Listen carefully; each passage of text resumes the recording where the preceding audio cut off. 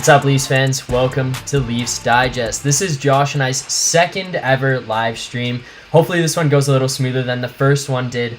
But this time around, we're going to do some season projections, trying to predict what's going to happen with this Leafs team in this upcoming season. And to make it a little bit more interesting, we're going to introduce a new segment here. We're going to call this one BeLeaf or DisbeLeaf. As you may have seen in the title of this YouTube video, that's exactly what it says here. Season projections, season predictions, BeLeaf or DisbeLeaf. So we'll explain that as we get into it a little bit more. But before we start heading down that road of projecting this season, how things are going to go, the one thing that I do want to make sure I get out of the way right away here is to subscribe to our channel. Josh and I have been absolutely humming along, making this thing go, trying to get to 1,000 subscribers, and we are currently on the road to 1,000 subscribers. The last time we did our first live video, I'm pretty sure that we were at probably somewhere around 350 subscribers, I think it was. And at this point, while we're doing this today, we're currently sitting at 743 the last time I checked. So if you are watching this video right now, if you're following along, if you like the content that we've put out before, or you are following along this live video and you like what we're doing right now, make sure you subscribe to this channel. And if this isn't something that you want to do while you're watching this video, subscribe at the end. We don't mind that either. But the most important thing you can do after you like, after you comment, after you participate in this live video is subscribe on your way out of this video. So goody, with that being said, let's introduce our brand new segment, BeLeaf or DisbeLeaf.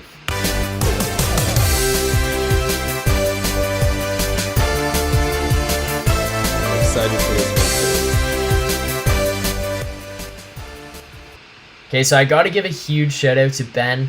Obviously, for those of you guys that are coming from the Raptors Digest channel, for those of you guys that know what's going on over there, you guys would know that Ben has been grinding, putting together graphics for us, putting together graphics for the Raptors, working on all that kind of stuff. And at this point, Ben put together a video for us, creating that animation for the BeLeaf or DisbeLeaf segment. So shout out Ben from Raptors Digest setting that whole thing up. But goody, let's get into this right away. Basically, the concept of this one, we will each post statements towards each other where we will decide whether or not we think these are things that could or could not happen in the season. So these will be either BeLeaf that they will happen or DisbeLeaf that they won't happen. The first thing I want to get to is a situational type thing here right away, and it's that Austin Matthews has been announced that he's not going to play the first couple of games of this season because of his wrist injury. They're going to let it heal. They're going to let him try to get back to 100%. Now, we just came off of a preseason where we played the Montreal Canadiens and the Ottawa Senators over 6 games. We came away from it 5-1. If we start this regular season playing them in the first 3 games, so Goody, my statement to you is that if the Leafs start 0-2 against these teams, Austin Matthews will play on Saturday despite where he's at in this recovery from his wrist injury. DisbeLeaf. Austin Matthews loves opening night. Everyone knows that, but no, that's DisbeLeaf. He's long-term investment for the Leafs. So he's our anchor, our should-have-been captain. We'll leave that for another day, but Austin Matthews is taking his time until he gets back to 100%. This isn't just a this season move. This is a Leafs franchise longevity move. So they're not going to rush him. Especially when it's a wrist injury, right? We know he's got a wicked shot. We don't want to bring him back when that's the injury at hand. So I'm definitely in DisbeLeaf at that one, Philly. What do you think? You know what? I'm on the same page. I'm going DisbeLeaf as well. I think that this is the type of situation where no matter what, you can't panic too early. You can't jump on it too quickly and say, yeah, like this team needs him back right away here, because realistically, he's probably going to come back after these 3 games. If he's truly ready, then he will play on that Saturday. But I think that this is a situation where this team looks at and says, you know what, we've got these guys sitting here. We're going to give him this rest. We just came off of a preseason where we went 5-1 against these teams. We need to have some confidence in our team, some confidence in our goaltending, and this depth that we have, that we believe we have in this system to take over and fill in these spots while we have these guys out. Because if we can't trust them to start the beginning of the season, how can we trust them later on? And I mean, at the end of the day, it is a good test, because you don't want to get into a situation at the end of the year where someone very important to your team may go down, and you're sitting around hoping that these guys can fill in, and then they can't. You can find out early on, put them to the test. You mean like a John Tavares of sorts? You'd hate for someone like that to go down and the whole team just crumble. But yes, I would think that that's a kind of a one-off situation. But yes, that's kind of what I'm hinting to, and I get at that. All right, so that's. you want to go to the next one here? I got my statement right now, and for anyone, I think we only got like 2 or 3 live viewers right now. These live chats, they'll continue to get bumping as we go, but for anyone that's watching, please get involved in the chat. You let us know, are you in BeLeaf or DisbeLeaf? So my first one, Nylander will score 40 Gs or more. What are you thinking, Philly? Nylander will score 40 or more. I'm going BeLeaf. I think that this is the year that William Nylander puts up 40. And the thing is, though, like, I don't say that with like full conviction of like 100% he's going to score 40. But the thing is that I think he's going to be pushing over 35. Like, if the question was, is he going to score 35? I'd say 110% yes, he's going to score 35. Like, and one thing I was thinking about that we should definitely do is at the end of this season, we will take this video that we've put out and we will just live react to all of our predictions. We will just like find a way to live react to everything that we've done. We'll sit down beside each other and just look at all these idiotic takes that we've had over this season and being like, yeah, that's gonna 100% happen, and just see where we went wrong. But other than that, I would say like 35 goals for William Nylander, 100%. But I think he's going to be pushing up towards 40. And as the optimistic Leafs fan that I am, I'm going BeLeaf. I think he pushes over the 40 goal mark this year. Yeah, we're just agreeing all over the place so far, because I'm a reluctant BeLeaf as well. I think that a successful season could easily be 36 or 37 goals for him, and that might be the case, but he's in that ballpark now. So 40 goals is definitely possible, and just based off of how he's looked through preseason, I'm gonna need to say I'm in BeLeaf fully when it comes to Willie getting 40 goals. I'm with you, but it's one of those things. It's not make or break, and it's not completely likely, but I'd say we got like a 60-40% chance of seeing, like 60% chance he gets it, 40 he doesn't. I'd say about that. Okay, I'm gonna go with a generic one. If we're sticking with the goals here, Austin Matthews will score 50 or more goals this year. No, because he needs 4 of them opening night. Yes, he will be missing at minimum 2, likely 3 games this year. So, yeah, I don't know. I'm in disbelief on that one. He always comes so close. I don't know. I'm leaning towards disbelief. I think he'll have like another like a 45 goal season, something like that. But I don't see him getting 50 yet. That'll be like the real perfect season where he gets to play a full 82. I don't know. And I think that also we're going to be playing around with the lines more than we have traditionally. So, Matthews always gets his, but being out for a little bit at the start might delay his kind of momentum into the season. I hope not, but he's missed everything in training. Well, he's been in training camp and not at full speed, hasn't played preseason.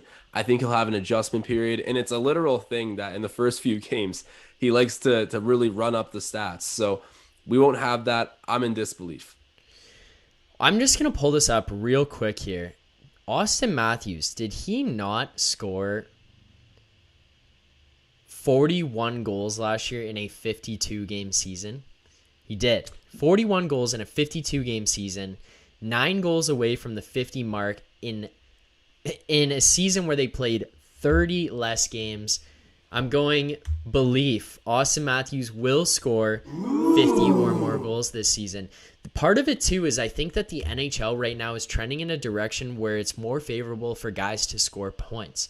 Like, I honestly, you know what? I'm going to save this one. It's not Leaf related, but I'm going to throw it in at the very end, and we'll talk about it at the end. But, like, I think that the league is just trending in this direction to score a lot more points. I think that it's favorable to goal scorers. We're seeing that even with, like, the cross-check rule being implemented heavier in this preseason, where They're not allowing guys to get away with things. They're not allowing guys to get away with as much net front abuse. I think it's just getting to the point where they're protecting goal scorers. They're trying to encourage goal scoring. And I think that those guys are going to be able to score at a higher rate. And when you're the best goal scorer in the NHL, I think it's just going to benefit you even more. Think about the amount of times that guy was standing in front of a net getting bullied, especially in that series against the Canadiens. Ben Sherratt, Shea Weber just beating down on his back. That can't happen anymore. This guy's going to have his time. He's going to have his space. And scoring 41 in 50, it's a 56-game season. He played 52 games. I'm not going to lie, though. Think about what the Canadian division was compared to now the competition we're going to have. Even when we were in the thick of it, we knew the Canadian division wasn't as great a conference, I guess, whatever you want to call it. It was a division. It really wasn't as stacked. So I feel like Matthews kind of cakewalked a lot of those teams, and he's not going to get that same ability this upcoming season. And you combine the fact he's starting slow. I don't know. I certainly hope it happens, but I'm remaining in disbelief on this one. Yeah, I see what you're saying, but like the Sens, think about it. The Sens were the worst team in that division, and they played the Leafs hard every time they played them. Like we struggled with the Sens often, which I'm not saying that's like a discounted factor. Like you can't be like, oh, like, well, the Sens played them hard, because that's on the Leafs. Like the Leafs have to elevate their game and not play down to the level of the Sens. But like they did play them hard every time they played them. The only other team in the Canadian division really who really wasn't that good was the Canucks. And they didn't even struggle that much really until kind of the end of the year. It wasn't until then, when they had all the COVID issues, that it was really hard on them. I do think the Canadian division was a little bit weaker. I can't really sit here and say that the Canadian division was terrible, but also look at all the teams that are going to get to play this year who do suck. Anaheim sucks. Arizona sucks. Like, we're looking around the league. Ottawa is going to suck again. Like, Montreal, not as good of a team this year. There are more teams that they're going to play against this year who are poor teams that we're going to have chances for Austin Matthews to go off against and for this team to capitalize on. I think that you don't play those teams as often. You play them a couple times, but like those teams are out there, and those teams are going to get their chance to face Austin Matthews. So I don't know. I think your point about the officiating leaning more towards goal scoring, that's got a lot of merit to it. And I'm not rooting against Austin Matthews. I hope it happens. And I got a next question for you, or a statement. Okay. I guess Jack Campbell will win more games than Peter Mrazek. Yeah, I'm going BeLeaf on that. I think Jack Campbell will have some sort of natural regression from last season. I don't think he's going to be just like the same elite goaltender to the extent that we saw him last year. But I do think that Jack Campbell started to figure himself out a little bit and started to find his way. I think that in many senses he gained a lot of confidence, and then this team gained a lot of confidence in him. So they're going to start to play off of each other. They're going to feed off of each other's energy. We saw him play really well throughout this preseason. He's a very calm goaltender, a guy who lets that early goal in or lets a poor goal in and just continues to battle, like continues to fight through it, stay there, play there for the boys, and like fight through it all. So I think that this is like a guy who's going to earn the net a lot of the time. And I also think that in the Leafs' minds at this point, he's probably going to play more than 50% of the games. I don't think it's going to be an even split. So naturally, for me, I think that Jack Campbell will win more games than Peter Mrazek. I'm in BeLeaf too. I think he is coming back to earth a little bit this season, but the reality is he's still on a good team. He's a really good goalie. Goaltenders take a while to develop. I'm not saying every goalie who's going to end up good is going to take as long as Jack Campbell, but I feel like now that Peter Mrazek's here, there's going to be a lot of people in Toronto saying that he should be the guy. He's got the better resume, yada, yada, yada, and just basically throw Jack Campbell on the back burner again, like he was for most of last season in the minds of a lot of people in the fan base. Right. And I feel like if you're in Toronto as a goalie, you would rather be the underdog, because when goalies in Toronto are looked at as the man, it usually doesn't work out well. Lots of pressure. Exactly. So I'm kind of in BeLeaf that Jack Campbell is going to go out there and feel kind of no ways about it again. And he will get more wins, I believe. And the team's more comfortable with him. I know it doesn't make that massive of a difference, but he played great the last time we saw him with the Leafs in the playoffs. And we only have good things to say about his sample size in Toronto. I'm leading to believe that statement that he will have more wins. Yeah, I just think like this is just a guy who gained a lot of confidence last year, really stepped up his game, played really well in the playoffs as well, so he got that confidence. And then from what we saw in the preseason here, like he continued to look good. As long as this guy can stay healthy, I think I think he's going to put himself in a position to play a lot more games. Then if he's playing more games, I think he's just going to win more games naturally. I think this is a good team that he's playing in front of, team that can compete for the Stanley Cup. So I have a lot of confidence in Jack Campbell here. Now, another player prediction. Mitch Marner will get more than 110 points this season. DisbeLeaf. I think, and you know what? I'm going to skip one of the points I had because it was kind of on that topic. One of the statements I had. I'm in disbelief because I think he's getting less points but becoming a better player this season. And it kind of ties back into what I was saying about Matthews a little bit earlier. They're going to be playing with the top six a little bit more than I think they have historically. We've already advocated for Mitch to go down and play with Johnny T at some point.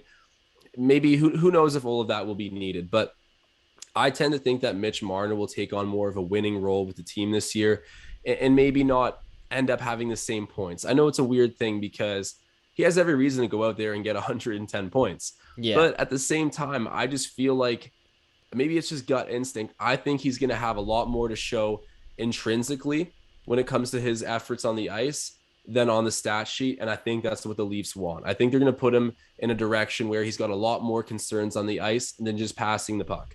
And that's my personal opinion on it. Do I have a lot of facts to back it? No, but I'm remaining in disbelief that he will get that many points. It's a gut feeling, Philly. Okay, I'm going to go the opposite way here and go with BeLeaf on this one. The graphic is actually Mitch Marner's face, so shout out Ben for putting that one together. Fits pretty well onto my belief or disbelief here. But the reason I'm going BeLeaf on Mitch Marner over 110 or more points this year is because of the guy that I mentioned in the previous player projection that I had. I think Austin Matthews is scoring more than 50 goals this year, and as long as Mitch Marner is the winger on Austin Matthews' line, he's going to be feeding Austin Matthews the puck a lot of the time. The other part of this comes into, I think that in a lot of ways, he's not creating or getting this incredible shot, but he is becoming a better goal scorer just in terms of knowing how to score in the NHL. You don't have to have a wicked shot to score goals or to score a decent amount of goals every year. This could be a guy who puts up 25 to 30 goals this season quietly and then puts up 80, 90 assists just because he's such a gifted playmaker. But if he can score a few more goals, he takes the pressure off of how many more goal assists that he has to get just because the fact that he can score some goals. So if he can do that, if he can throw that out there, he can create some more offense from that by scoring some more goals. I think that it'll allow him to push towards that 110 point mark. This is a guy who's gotten 100 points before, and if he's playing with a guy who's going to score more than 50 goals, which I believe Austin Matthews will, then I think that's only going to help more. The other part of this that I just want to tie in real quick is the power play. I think that power play looks a lot more lethal, and if he is in the bumper position, I really, really do think he's going to get a lot more touches on the pucks. Even if it's just accidental touches, I think he's just going to be in the way of the puck, in contact with the puck plenty more, and he's going to be creating a lot more opportunities that way. Yeah, the bumper position on the power play is actually a slept on point. I think regardless what happens with Marner this year, he will be flirting with 110 points. I'm going to stay in disbelief on this. I'm gonna die on that point, but I also think he's going to become a better overall player this season. Quick shouts out to Raptors Digest in the chat right now. We got a let's go from the boys. Let's see if we got anyone else out there watching right now. We have Ethan Ola who said hey earlier. Shouts out Ethan. Anybody else in the chat, say something right now. Get involved with the points we're making. We want to hear if you're in belief or disbelief. And I got one for you right now, Philly. Yeah. So this one is I'm actually excited to hear your take on this one. So okay. The Leafs won't need to make a trade to get tougher at the deadline this year. Won't need to make a trade. They won't do it. You don't think that'll happen? Because we've seen Clifford come in. We saw Foligno come in. Like, they've historically been making trades at the trade deadline to get tougher in the past few years. Do we need it this year? Will it happen? The entire purpose of this trade is to get tougher? Well, yeah. I mean, like, you bring in a guy, well, Foligno's got obviously He's a got lot of more skill and aspects, but leadership. yeah, the goal was tougher. Yeah. It was grit. The grit was what was centered around. We wanted him out there hitting people, and then when he got hurt and couldn't hit people, he sat himself down. I'm going DisbeLeaf on this one. I don't know. I think that what the Leafs brought in terms of toughness, in terms of grit, in terms of character in this offseason, I don't think that they're going to need another piece. Now, the caveat to my DisbeLeaf here is that they will have to go and get it if injury occurs. And now the thing that I see here when I look at this team and I think about like the toughness is something that you and I mentioned in one of our breakdowns a couple episodes ago, is that toughness now in the NHL no longer means fighting all the time. Toughness can come from a guy like David Kampf, who's going to battle on defense and block shots, take hits, make hits, be defensively sound, and just be gritty that way. That can be tough. Andre Kasha getting in front of the net, going to the dirty areas, willing to put his nose in crap all the time. That can be tough. Nick Ritchie fighting guys, laying big hits. That is also tough. And then we know what we have in a guy like Wayne Simmons, Jake Muzzin. Like, that is toughness. If we need to search outside of that because those guys are all healthy and they're not bringing it, then there has been a fundamental flaw along the way here. And I think that would be a very scary point to get to by the end of this season if those guys are all healthy and playing and we're still looking for toughness, because I think that they're going to bring it. I think they're going to meet expectations this year. I have a lot of faith in these guys. I have high hopes for them. I'm pretty excited to see what they bring in the regular season. They look good in preseason, but I just think that if we get to the point where we need it, it's because there's been a huge flaw in the way that this was constructed. And I just don't see it right now. Yeah, and I mean, if you need that guy, you can always come calling to the likes of a Curtis Gabriel or something like that. Yeah, they're in the system. Rich Clune, like if it's really necessary. Yeah, that's a good point. And just a quick update on the chat here. We got Jackson Beeman in here with the thumbs up. What's up, brother? Happy to have you. And Limbus Tingus. Limbus Tingus. Sup, Leafs. Nothing much, just recording alive. How about you? But on that comment of the Leafs getting tougher at the trade deadline, I think that they're going to do it again. I'm in belief. I just feel like the Leafs have been scarred and hurt too many times by physical play in the playoffs, and guys we expected to step up didn't step up, that I think that they're going to pick up an extra body to cycle through if they need to. I know we just said it could be Gabriel or even Rich Clune in some weird situation. They got to go take someone's head off, like the Rangers wanting to go take off the head of Tom Wilson. Something strictly like that acquiring Ryan Reeves for that purpose. Yeah, going and get Tyson Fury and put him on skates at this point. So something along those lines. Back to the point here. I think that they will do it because this is it's been what the Leafs have been doing in recent years. And even though I hope we change up this typical Leafs narrative, I do think that more toughness at the trade deadline will probably happen. And maybe I'll chalk this up to a gut feeling again. Yeah, fair enough. I still think that like at this point, we just don't need it. But like I see what you're saying. Like it could be one of those things where a Nick Foligno type is out there. Maybe the guy brings more than just toughness to the team. Maybe he brings more than just toughness to the lineup. Yeah. I don't know. Like I personally think that if we're really going to be looking for something at the deadline, it's going to be a depth piece. Like think about what Tampa went out and did when they went out and acquired guys like Blake Coleman, Barclay Goodrow. Even signing Zack Bogosian as a free agent, like those are the more kind of acquisitions I could see this team trying to make. When we went out and acquired Foligno, it was more of like, this guy's probably going to try to fit into our top six. And I just don't see that being the case this year. I think we have enough bodies here to do it. I could see a situation where we go and acquire some toughness in that type of sense. But I still do think that we have a good construction of the bottom six, at least right now. So I'm pretty happy with the way it is. But before we get into some more belief or disbeliefs and season projections here, I do want to remind everyone, Leafs Digest is on the road to 1,000 subscribers. So if you're in the chat right now, if you're watching live, if you are watching this after it's been recorded and you just want to see what Goody and I have to say about the Leafs upcoming season, what ridiculous takes you think we have, where you think we went wrong, After you've liked this video, after you've commented and told us how much of a clowns we are for some of the takes that we've given or how much you agree with what we've said, the most important thing you could do on your way out the door before you click that little X, before you turn off your phone, before you exit YouTube, is subscribe to this channel. We're on the road to 1,000 subscribers. There's plenty more things that we can bring to you guys once we hit that 1,000 subscribers. So let's get us there as quickly as we can. The last time we did a live stream, we talked about it. We were at about 350 subscribers.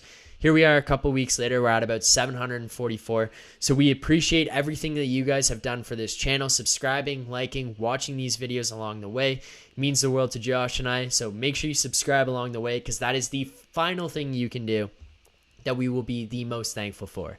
Hey, and shouts out to JM in the chat right now. He's letting us know he's subbed, so thank you. We appreciate this. He's helping push this road to 1K right now. Shouts out to JM in the chat. All right, goody. Now I do still have a couple more player ones here. I have one more player points and then two more player just general predictions that I kind of want to get into. And then I have a couple of team ones, but we'll see where we get on those. So the first player one that I want to dig into here, Morgan Riley will score more than 60 points this season. Yeah, because it's a free agency year for him. He should be hitting his athletic prime. I'm in belief on that. And the team, everyone's developing. Everyone's getting older, more comfortable playing together. I think they got big plans for Riley as always. I think he always takes too much flack. But yeah, Morgan Riley, 60 points. I'm in belief on that one, Phil. How about you? I'm not even going to hit the button. I'm on the exact same page. I'm belief on this one. I think that it's 100% he's going to hit 60 or more. This is a guy who's been able to put up a whole bunch of points in years past. I think the last 2 seasons he took a step back in his offensive ability, his offensive production, and we kind of saw him lose positions in power plays, lose positions in 5-on-5 where he was trusted, where he wasn't trusted. And I think at this point, like, this guy is looking at a contract year. He knows that no matter what, he's getting a pay increase coming out of this. He just needs to maximize it. It doesn't matter where he goes. He's got to put up some points. He's got to look good offensively, defensively. And I think the most important place for him to be is on the power play, because that's where he can prove the most value to another team. Because let's be honest, Morgan Riley's not the best defensive player in the NHL. That's just the way it is. He's not very good defensively. He's got to prove that he can play offensively 5-on-5 and on the power play, because that's going to be where his bread and butter is if he can put up points there. But I do think he gets that 60-point mark. Now, before you throw another one at me, I have another one that ties into this, and it'll be interesting to see where you land on this one. Rasmus Sandin will finish the regular season as the quarterback of Power Play 1.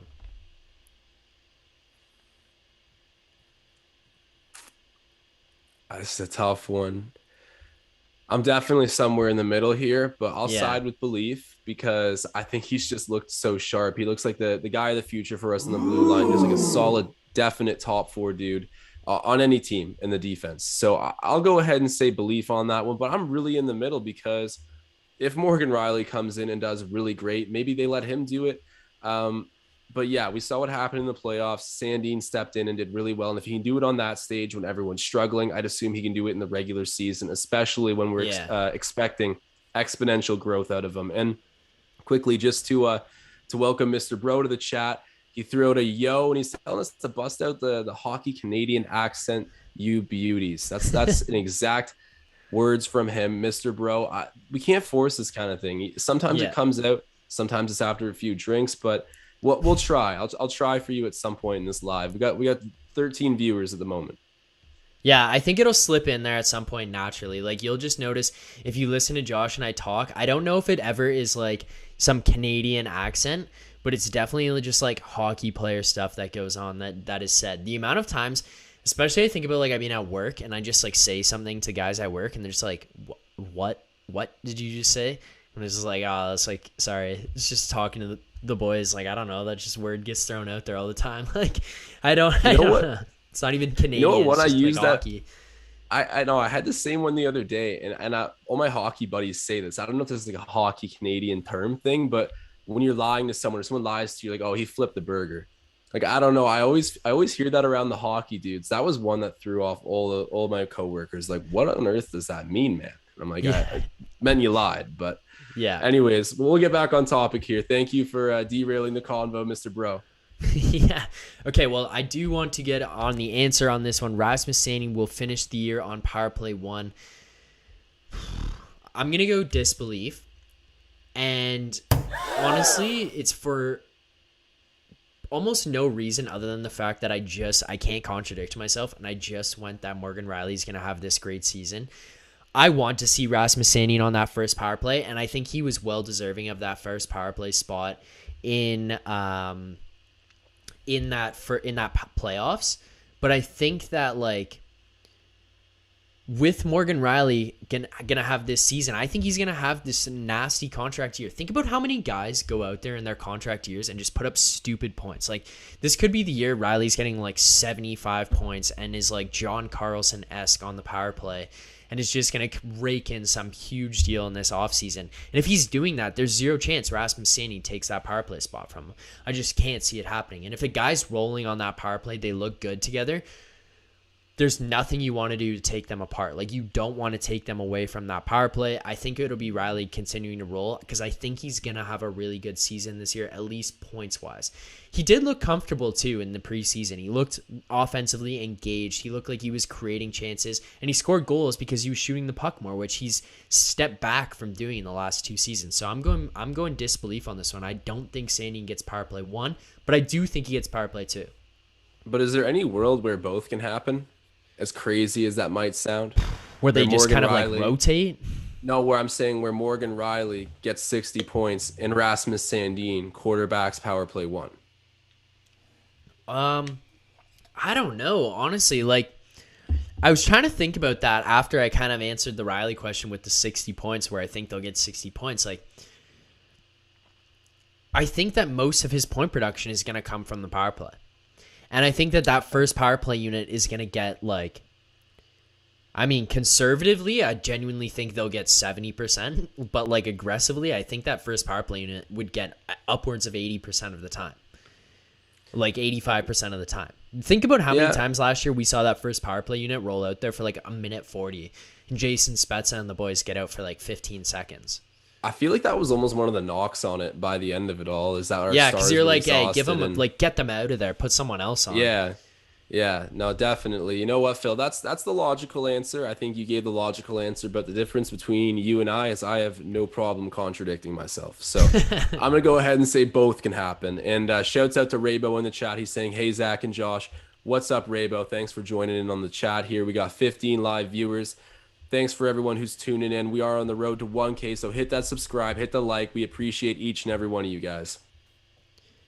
You got another one for me here? Oh, yeah, we are on the road to 1,000 subscribers, so that graphic is up on the screen right now. That is, again, thanks to Ben Rogers, Leafs Digest, the legend himself, the man behind all of this, the man with the plan.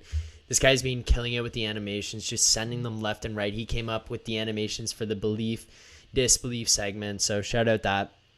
But yeah, you got another one here for me, Goody? I do. Okay, so let's hear it. This one's like way after the fact, end of the season, whether that's the Stanley Cup first round, whatever. Like, we're in the summer.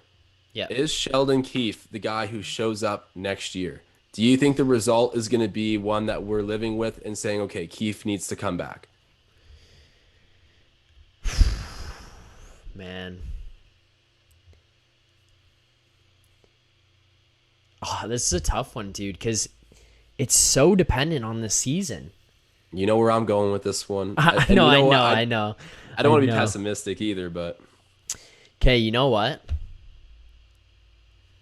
BeLeaf. I'm going BeLeaf. Sheldon Keefe is the guy that they say next season has to come back. Because I am an overly optimistic Leafs fan. This team is going to have great regular season success. Austin Matthews is going to score 50 goals. Mitch Marner is going to get 110 or more points. This Leafs team, Jack Campbell is going to win more games than Peter Mrazek.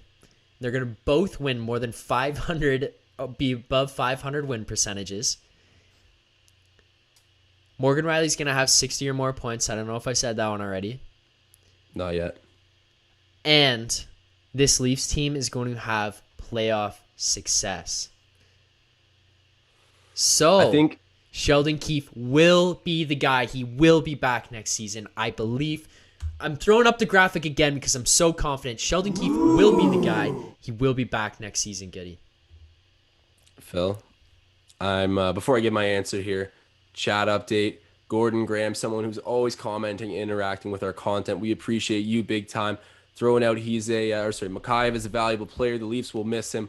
We'll get to that in a second. I do agree with you. I think that what happens with Brooks now has made this whole thing a little bit even sting worse, but we'll get to this in a second. To be on topic here with the Keefe finishing the season, coming back in the summertime as our head coach, what do we think about that? I'm in disbelief. I don't think it's going to happen because I think we'll have an opportunity to get another coach in at that point once everything is said and done with other teams, who I think brings more to the table, because all we know is Leafs Sheldon Keefe.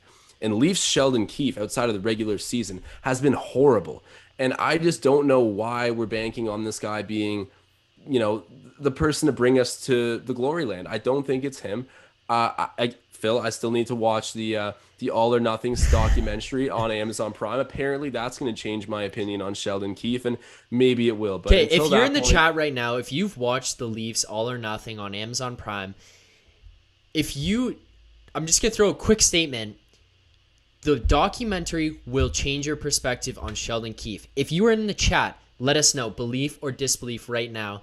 Goody still has not watched it. Once we have both gotten through it, we finish this, we will do a recap episode of the All or Nothing, where we stand on it, how we feel. But let us know in the chat right now, belief or disbelief that your opinion will change on Sheldon Keefe. Sorry, Goody, continue. Well, I'm just at the point where I feel like Keefe, he doesn't command the room the way he needs to with a team that I think can get a little lackadaisical. And I'd rather have a hardo. I made my case for John Tortorella. That seems unrealistic, but someone who can bring a similar kind of command to our change room. But yeah, that's where I stand on that one. Okay, well, I want to do another update on the chat here. Raybo says he's a young coach. BeLeaf, he will be back. Akuma's Deception says, is it me or has Dubas managed to make this team better? I love Hyman, but the additions of Kasha, Bunting, Kampf, and Richie are the exact type of players we've needed. Let's just do a quick. Well, I think he's talking about the fact that they're gone. Oh, okay. Yeah. I misheard that. Yeah. Let's do a quick belief or disbelief on that. Since Kyle Dubas has been the GM of the Toronto Maple Leafs, he has made this team better. Belief or disbelief? Oh, yeah. On paper, he's made them better. He's put them in a position to win. And that's why I'm looking at Sheldon Keefe like, what are you doing? Because I think he's made all the right moves.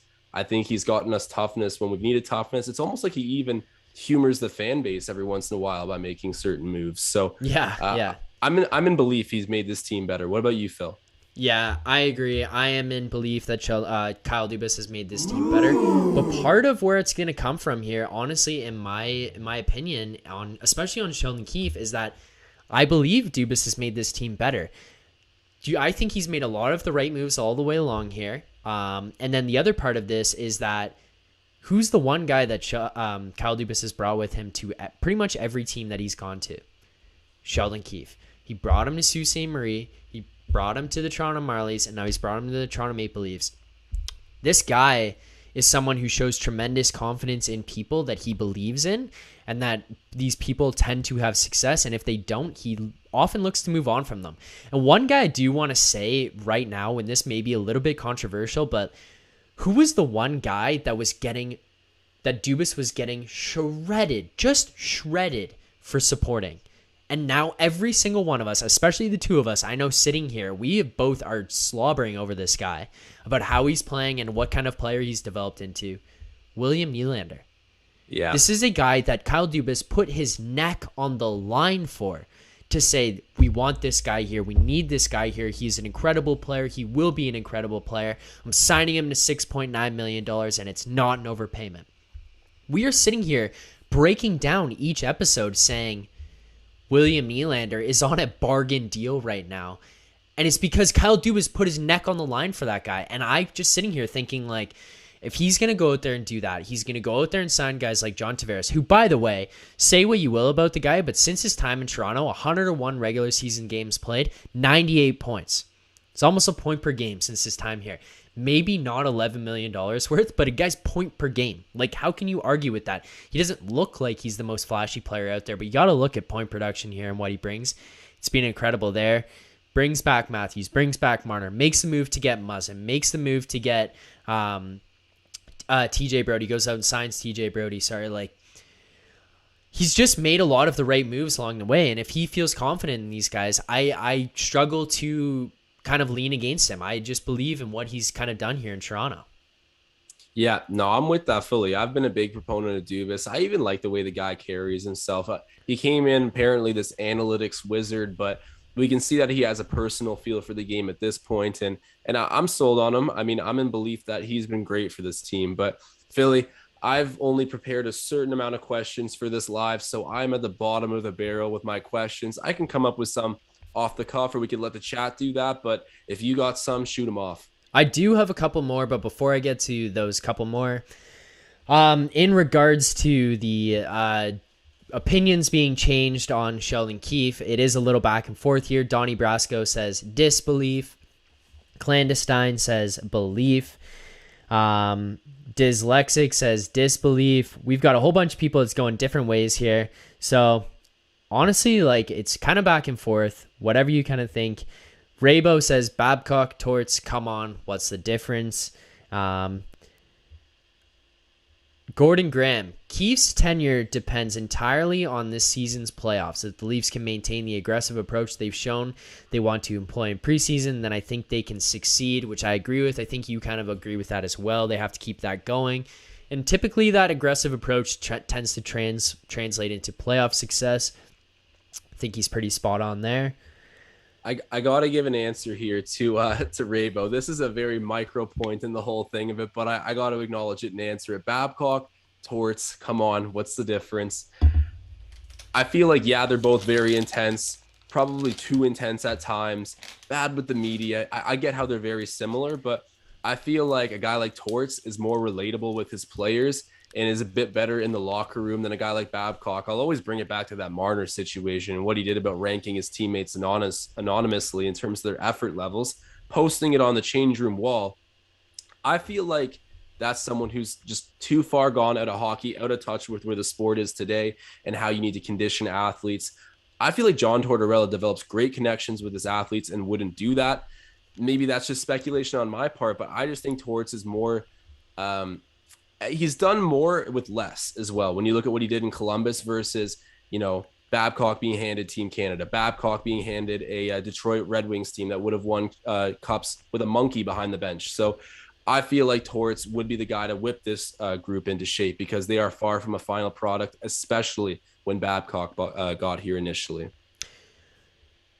Yeah, I think that's fair. I think that a good coach, though, and a coach that can take a team over the line, it has a combination of their, of their character that is a bit player coach, player oriented, as well as stern.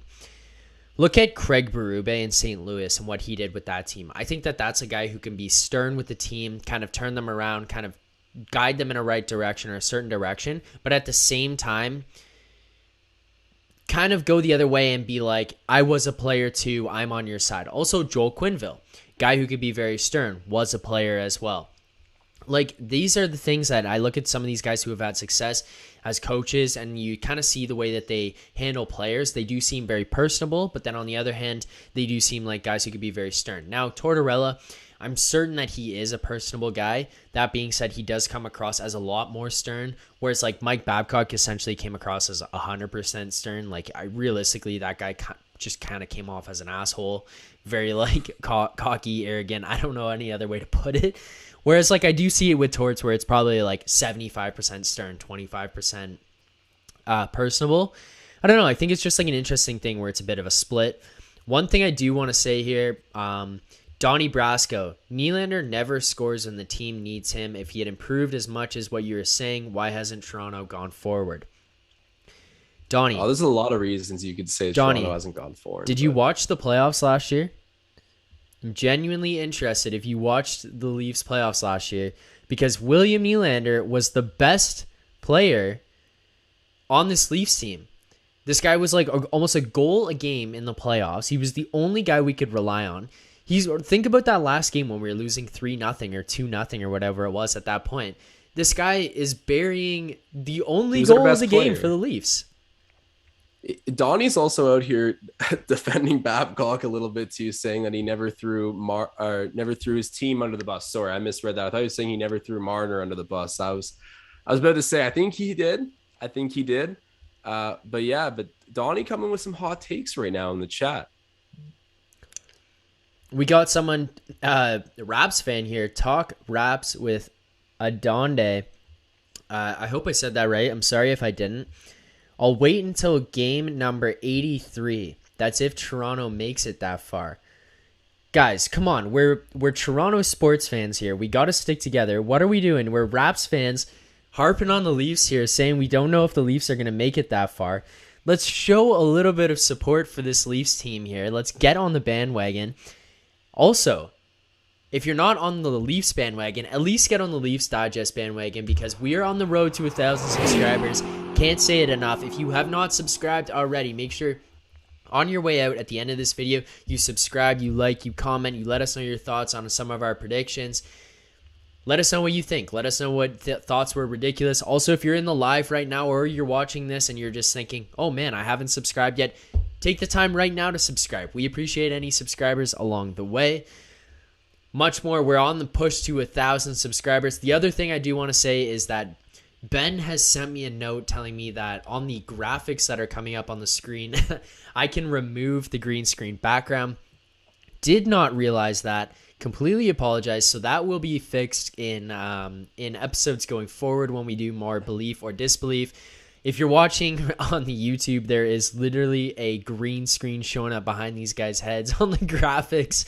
And I forgot. I couldn't get rid of it. I didn't even think about that. So apologies for that. That will be fixed going forward. But Ben, let me know. Now, before we get into some more of the chat's comments, I do have some more here goodie for us. They are team oriented. Now, this one is one that we will be... this one will kind of determine, I think that we both think this team is going to get into the playoffs, but the Leafs will get 105 or more points this season. Yeah, I'm in BeLeaf on that. I think that the Leafs, this is the year for them. I think the record that they've ever had for regular season wins is like 49, and it was set in 2017-18. Yeah. And so I think that we could even go ahead and top that off. Like I think that the group is as ready as it's ever been, and they're going to make a leap because they know that people are calling it the last dance of sorts. So I think everyone's going to be feeling the pressure, especially from the top down. And I think it'll translate on the ice because if it doesn't, something's getting blown up, and you don't want to be that guy that's the poster boy of the retool, and it ends up going great and we're winning championships. You don't want to be the DeMar DeRozan of the Toronto Maple Leafs. I'll leave it at that, but I'm in BeLeaf on that one, Philly. What about you? Yeah, I am in BeLeaf as well. I don't know. I just have this like very confident feeling that this team is going to do, I don't know. I genuinely just have a lot of faith in the Tavares, Nylander, Matthews, Marner group that coming this season. I don't know how exactly I feel about Mitch Marner and if I'm that confident in him. I still think that he's the kind of guy that we have to see that playoff performance out of to know it's there. Matthews has shown his spurts of it. Nylander showed an incredible performance last year. And John Tavares, we all know what he's capable of. He's been a little here and there in the playoffs with the Leafs the last little bit.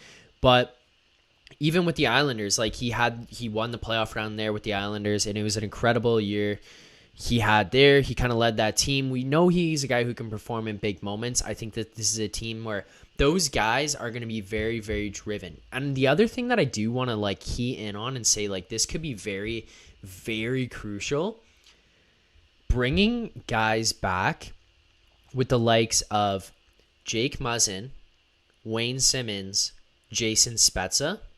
Those three guys, if the core four are not as motivated as I'm believing them to be this season. Those three guys seem like the type of guys to me to be like, boys, like, let's get up here and let's get going. Let's not mess around and waste this opportunity, because guys like Simmons and Spezza, it's kind of their last legs. Muzzin, he's got a little bit left in him. Like, he's got a little decent amount of contract here. Like, he's making some good money. He's won his Stanley Cups. You know, this is the type of guy who doesn't mess around with losing. Like, he doesn't like losing. So I think even for him, it's just like, these guys know what it takes. These guys have the right mindsets, and I think they'll push this team. So I think they'll have a lot of regular season success. So yeah, I'm gonna go Leafs will get over 105 points this year. I believe in it. I think it's good. I think it's gonna happen. Yeah, and the goaltending situation, I don't know if you can really say it's a big debate as to whether it's improved from last year or kind of stayed the same or gotten a little worse. But I really like that we don't have anyone with a substantial amount of pressure on them. So when guys are getting hot, cold, we can flip flop between our starters and really find something that works. And I think we'll just have a really good feel for riding our momentum this year. And I've been saying it, it's the last dance. So I think we'll get the points. I think we'll take care of business. And I'm standing by my belief on that one. Okay, we got here Akuma's Deception in the chat. He says belief to that one. The Leafs will get over 105 points. He says, I think the Leafs are going to play with intensity in the regular season. I think they might win the division. The only thing that scares me is that they burn out by the playoffs. So this leads me to another belief or disbelief here just on the spot. The Toronto Maple Leafs will win the division. I'm in disbelief there. We got a good division. I don't know. The Bruins around. I don't think that they will. They'll definitely be top two, 100%. But again, this is more of a hunch thing. Who would actually know until we go out there and play? But just based off of what the Bruins did last postseason, they looked a lot sharper than the Leafs did. That's the team that I would be really worried about creeping up and stealing that spot like they have historically from us. So yeah, I'm going to give it to Boston probably as the top seed. Doesn't mean we're not beating them in playoffs. I think we can put together a better 7-game series than they can. Definitely have that capability, but whatever, speaking to the point of getting burnt out before the playoffs, I hope we don't do that and we don't set crazy expectations. So I could live with a second seed in the division. I'm going disbelief as well, and I don't know what I just clicked there. I'm going disbelief as well, and I think that the real reason I'm going disbelief on this one is because of one team and one team only, the Tampa Bay Lightning. Oh my God. Yeah, in Tampa Bay, I completely just dropped Tampa Bay out of my mind. Yeah, we're looking at potentially third, but yes, second or third, that kind of ballpark. Like, I just think that I put them ahead of Boston, personally. I don't know if that's optimistic thinking or what, but I just think they'll be better than Boston this year, at least in the regular season. I think Boston has had some type of regression. They've had a bunch of changes in their team. They've had a bunch of guys go in and out. They're changing a whole bunch of teams. I think that one of the teams that will be a sleeper, though, here to push for that second spot ahead of the Leafs would be Florida as well. Yeah, Donnie just brought that up, man. Oh, yeah, Donnie did bring that up. You all sleeping on Florida. There you go, Donnie. But yeah, I think it would be Tampa, to me, is going to win this division again. And if not Tampa, I think it would be Florida who wins the division. And then if it's not Tampa who wins, I could see Tampa sliding in at second. Or it would be Leafs Tampa or Leafs Florida pushing for that second spot. I just think it'll be Leafs hovering around 2/3. I can't see them winning this division this year. So yeah, well, I just don't know. Huberdeau and Barkov, man, they're the most underrated duo in the league by far. So they can string it together for sure. There's no short of threats in this division right now. And I'm always high on the Boston Bruins culture and what they do year in, year out. They certainly looked better last playoffs than we did. So that's what made me say that. But you're totally right, Donnie Brasco, that we could be looking at a Florida as the winner of this division potentially. But second or third seed is where I stand on the Leafs for a divisional ranking. All right, and now I do have two more Leaf-based ones here. Before I get into the big one, which we will kind of end off on for the Leafs at least, of our belief, disbelief, is a player one. It's not a player points one, but it is a player milestone one, okay? I don't know if you get where I'm going with this one. Josh Hosang will play at least one game as a Toronto Maple Leaf this year. Sold. Believe it. I definitely believe it. He seems really determined to make his way back to the NHL. Looked great in preseason. He seems to be in the right mental space to develop properly and not get discouraged. I think that he'll do it definitely. And injuries are natural, right? We're not going to avoid them all season. And so there's going to be plenty of opportunity for him to come up, especially with a guy like Brooks now out of the organization who would have been next in line to get some of that. Makhayev's hurt. I definitely think it'll happen at some point. What about you? I agree. Look at where we're sitting right now. We're sitting in a position where Ilya Mikheyev is out for a while. This isn't even regular season, hasn't even started. Austin Matthews won't start the season with this Toronto Maple Leafs team. Hopefully he'll be back within 3 games. I think he'll probably miss the first 3, but let's just say he plays game 4. You're already missing 2 guys to start. Adam Brooks is, as you mentioned, off to Montreal, claimed off waivers.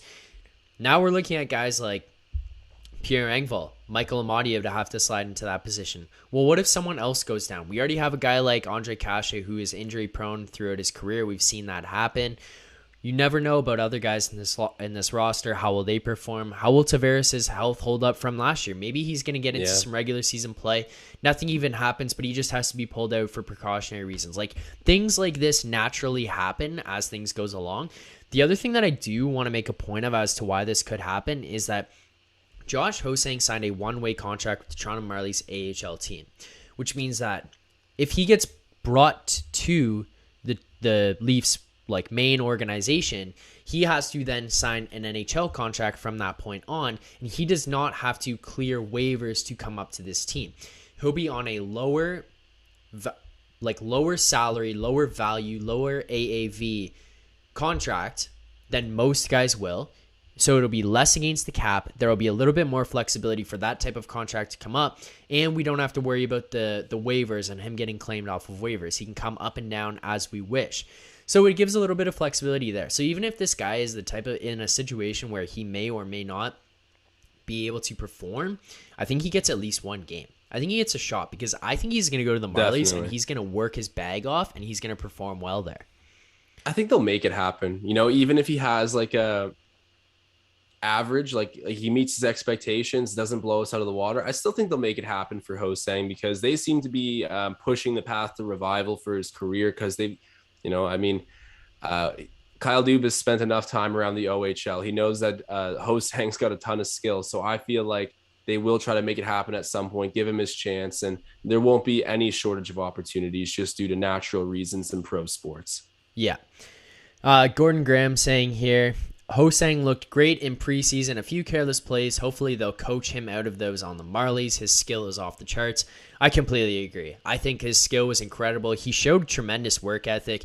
He did have some of those natural mistakes, a few careless plays, as you mentioned there, but I think they weren't daunting. You're not looking at this like a Galchenyuk turnover in overtime to Nick Suzuki up the middle type situation in the playoffs.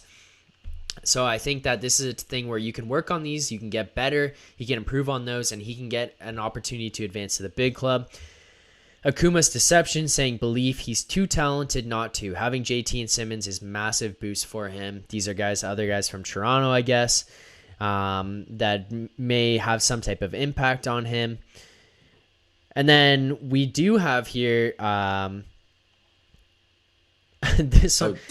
Donnie is just taking runs at the Leafs left, right, and center. Donnie, I know you're taking runs at the Leafs here, but thank you for subscribing to the channel. We appreciate the subscription. We are on the road to 1,000 subscribers, as we mentioned, so every subscriber counts, even if you're going to take runs at the Toronto Maple Leafs here. Thank you, Donnie.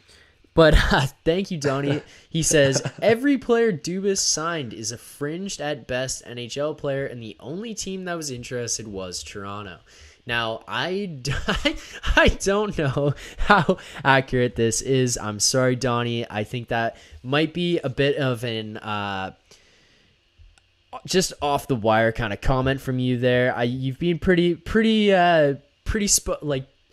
respectable with your comments to this point on. That one may have been a little bit aggressive, I'm not going to lie. I think guys like Nick Ritchie, Peter Mrazek, Michael Bunting, TJ Brody, List Josh. goes on. Hold on. One more signing by Kyle Dubas that I would have to say was a highly sought after player here. John Tavares. So I think there's a Never few heard of guys him. that may have had some interest from other teams. I don't know if that was a completely on the rails comment, Donnie. I'm sorry about that one, but we appreciate the support otherwise. Phil, we got to shout out 21 people in the live right now. That's pretty much as high as I've seen it get up so far for us. So big thanks to everyone in the live at the moment. And Philly, if we can segue to this big grand final question here to do the belief or disbelief for, because I know you and I got an early morning ahead of us, and it's been a lot of fun on these lives. We'll keep doing them, guys, but we'll see what we got for this last question right here.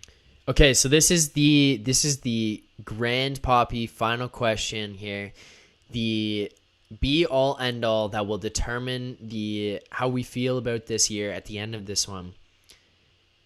The Toronto Maple Leafs in the 2021-2022 season will win at least one playoff round. Belief or disbelief? Belief for sure. And I'm hoping everyone else out there in the chat, including Donnie, says belief, because it's been overdue. And I think and I think that, we alluded to it earlier. It's the last dance. We've got all the talent in the world. I think we got better this offseason. And if you didn't grow from what happened against the Canadians last year, then it is hopeless. Then we need to blow it up. But I really don't think that with this much talent, and say what you want about Sheldon Keefe, he should be getting the job done. I'm upset because he isn't. And so I think it will come together for this group. And I think that they'll at least be able to get out of the first round. Whether or not that means Keefe keeps his job, I don't know. But they're winning the first round for sure. I'm in belief. Philly, give me the music. Goody. There's no other way I could go. There's no other way I could answer this final question here. I am going belief. Let me see that beautiful Mitch Marner graphic with that green screen behind it that I forgot to take out. Thank you, Ben, for these beautiful animations that you gave us. And I just sewered us leaving the green screen in behind. But yes, I am going belief. This is the year we get over the hump. What is it, 18 years or something that we haven't won a first round in the playoffs? It's beyond embarrassing. Embarrassing was when we lost up 4-1 to the Boston Bruins in the third period of Game 7. That was embarrassing. Embarrassing was losing to the Columbus Blue Jackets before even making the playoffs. That was embarrassing. Embarrassing was losing to the Montreal Canadiens after leading the series 3-1. We are so beyond the point of embarrassing now. It's not like we can't just win a playoff round, Giddy. We are losing these playoff rounds in embarrassing fashion. It's just ridiculous.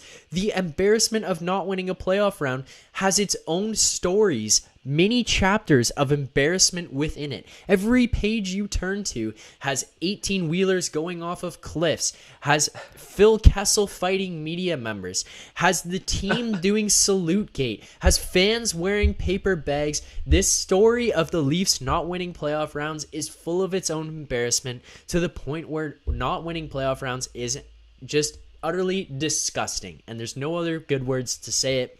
So this is the year we turn it around. Sheldon Keefe is our guy. We have guys like Austin Matthews, Mitch Marner, John Tavares, studs like William Nylander and Jake Muzzin, TJ Brody, Rasmus Sandin, these guys filling in this lineup.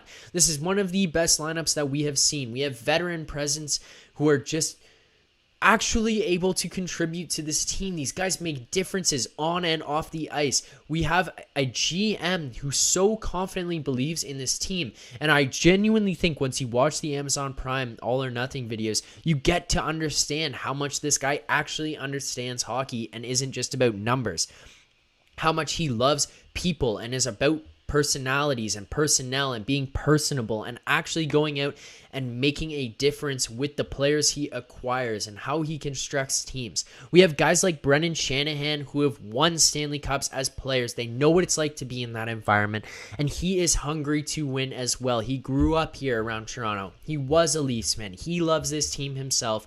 This is the year this team gets over the hump and at least wins one playoff round, so help us God, Goody, because we need to win a playoff round or you and I will be in shambles come this time next year heading into another season. What's even the reaction if you don't, like I know. Like, do we just go on live stream and just eat ice cream and cry? Like we might we'll go on live stream and act like Donnie. Like I don't I don't know what happens to the show afterwards. What do we have to say? No, this is what we do, Josh, right now. If we don't win the playoff round, if we don't win a playoff round, we track down Donnie and we do a live stream with Donnie. Yeah. And Donnie can have free say on anything about us, about how much of clowns we were for making these predictions, how wrong we were about everything, and how right he was about the Leafs not winning. That's the reaction we will do if this Leafs team does not win a round this year. Donnie is coming on live with us and just ripping us about our Leafs opinions. Donnie's dodging the bets right now though from Gordon. Gordon's putting $100 that the Leafs are making it. I'd ride that bet too, but Donnie doesn't want any part of it. Yeah, there is some degenerate gamblers in the in the Leafs Digest chat right now. We appreciate the enthusiasm from everyone. Goody, this is about the end of our BeLeaf or DisbeLeaf. Before we head off here, I do have one final question. It is not a Leafs question. Chat, feel free to answer this one as we go along here. If you're in the comments after the fact, have at it. Let us know what you think. This is an NHL kind of based question. Connor McDavid will score more than 150 points this year. BeLeaf or DisbeLeaf?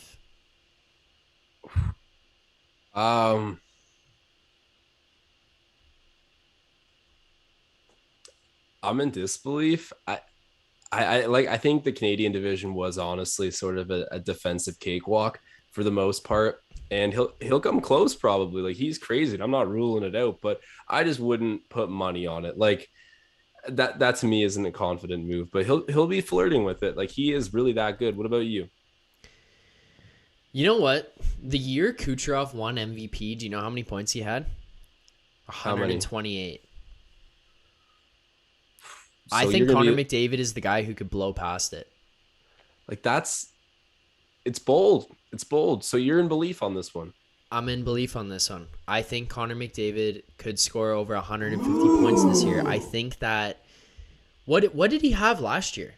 Because this will like he just got to 100 at the end of the season, and then he soared past it to like 100 and like what was it 107? Let me just pull it up real quick so that we can make sure and like fact check ourselves. But I think you're right. I know he hit the 100-point mark. I just want to see how many games he played too. Oh, okay. I can't even acknowledge what Donnie's saying anymore. I almost just brought it up, but you know what? I said it anyways. So he thinks McKinnon might beat him. That's not.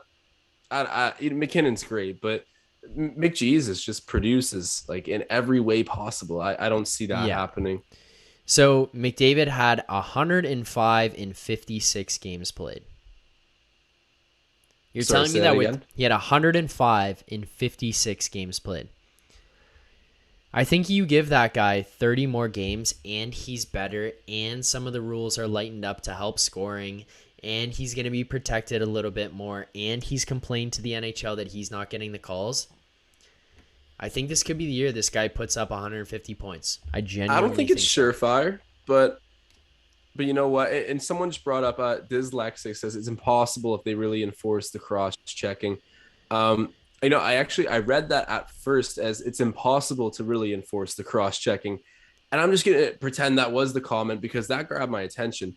How do you think they're going to enforce this? Because I feel like it is a weird line. Like, how do you protect? I think they're just going to overcall it. They're going to but how do you protect the front of the net without putting your stick on them somewhat? Otherwise, you're getting a holding. just body positioning. You got to stand next to the guy. You got to dig in next to him and grab, push that way, pushing with arms. Like, I think that the whole point of what they're trying to eliminate is the tight hand cross check to the lower back. That's the cross check they're trying to get rid of. The other part of it is, which is a much rarer occurrence, but it's the upper back cross check where the guy falls forward while shots are coming or while skates are being kicked up.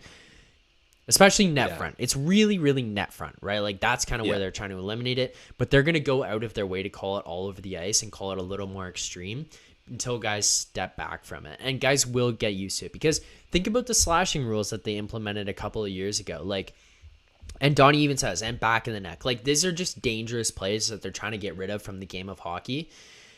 And I think it's worthwhile. Like, it's something that will make the game better. It's something we look at right now and we're like, wow, that's really egregiously called. But, like, in the long run, it'll help because remember when the slashing rule got introduced, it was something we looked at and we complained about how often it was called, how easily it was called. Now it's just part of the game. You don't even really notice. Sometimes there's an occasional call where you're like, that's tough. But it's like, work it out through trial and error, right? Figure out how to enforce it properly. And you're right. At the beginning, they might overcall it. I'm just thinking, how on earth do you play solid hockey defense without putting a cross check on someone every once in a while? But I guess we'll be redefining what solid hockey defense looks like this year a little bit, or at least work out the rules of officiating it now. The other thing, too, I just want to say as the final point on it is, like, you don't need to cross check a guy to clear them out. You are just as capable to put your hands on the back and push as you are, like, it's just as effective as pulling back, because the cross check really is the pull back and hit down, where you could put your hands on a guy's back, you can put your stick on a guy's back and push for separation, but like pulling back and hitting, that's a different story. That's true.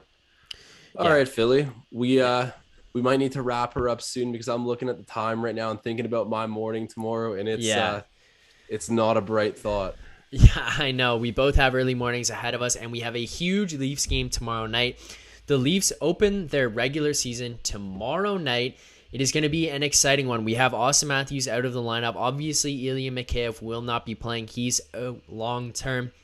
It's undecided yet. I haven't heard if Mitch Marner will be playing. I would assume he'll be good to go. It didn't seem like it was that much of an injury coming out of camp or out of practice today, but it looks like we're going to have pretty close to the normal lineup. Ilya Mikheyev obviously being out, but he's a guy that could be easily replaceable in my, and I think Josh's opinions. Like, this is a guy who could have guys swap in and out for him. Austin Matthews, it hurts to miss him. But for the most part, the rest of our lineup is going to be there, and these guys will probably be hungry to get that first win for Matthews to open the season. We also went 5-6 in our preseason. These guys comfortable with each other. They're going to be fired up. Gotta love what we've seen from this team so far in preseason. The last thing I want to say before we head out here, and I've said it a few times throughout this, Josh and I are on the road to 1,000 subscribers, so as you guys go here, thank you for joining us. Make sure you hit that subscribe button, like our videos, comment on what you think about our predictions. Where did we go right? Where did we go wrong? Make sure we circle back to this video later on because we will review what we've talked about here, where we did go right, where we did go wrong, see how much of clowns we were for some of the takes we've had here. Appreciate you guys with the support you've had. We love you guys joining us in the chat. It's been a lot of fun. A lot of fun interacting with you guys on here. Look forward to more live chats, live videos and stuff. Make sure you help us get to 1,000 subscribers. This has been a blast. Leafs fans, Game 1 of the regular season for the 2021-2022 NHL season starts tomorrow night, Wednesday, October 13th against the Montreal Canadiens at 7 p.m. We'll see you guys then. And hey, on the topic of this video, keep believing. Signing off.